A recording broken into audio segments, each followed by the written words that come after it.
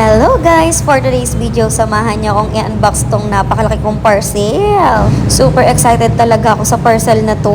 Kaya wag na natin patagalin pa, buksan na natin to.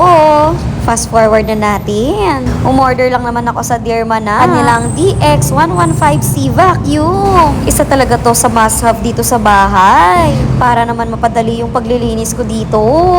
Nung time na in-order ko to, meron silang pa-free na extra filter. O diba, ang bongga na, magkano rin yan pag binili. So, pumunta na tayo sa exciting part. So, pag open nyo, ayan, ganyan yung itsura niya. So, may kasama naman siyang manual, kaya hindi kayo mahihirapan. So, ito yung long na handle niya. Ikakabit nyo to once na gagamitin nyo sa flooring or sa mga wall. So, ito naman yung floor brush niya. So, yan yung ikakabit nyo para maglinis dun sa may sahig. Tapos, ito naman yung kanyang round brush head. Pwede itong gamitin sa mga unan, bedsheet, stuffed toy cortina.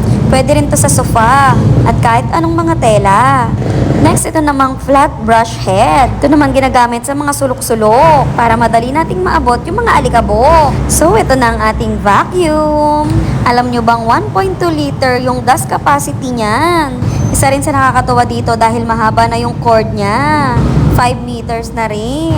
So, dito nakalagay yung isa niya pang filter. Huwag kayong mag-alala guys dahil washable yan. Up to 6 months daw pwedeng gamitin or more. Depende kung gaano nyo siya lagi ginagamit. Kaya naman itry na natin to.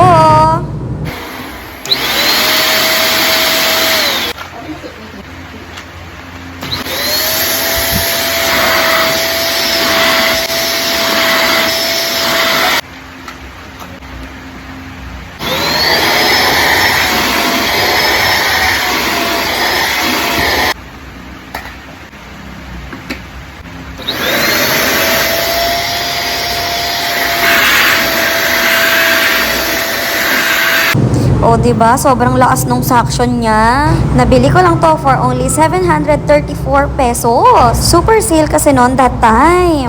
Kaya alam nyo na, yung link nasa comment section. Yun lang. Salamat sa panonood. Bye, guys!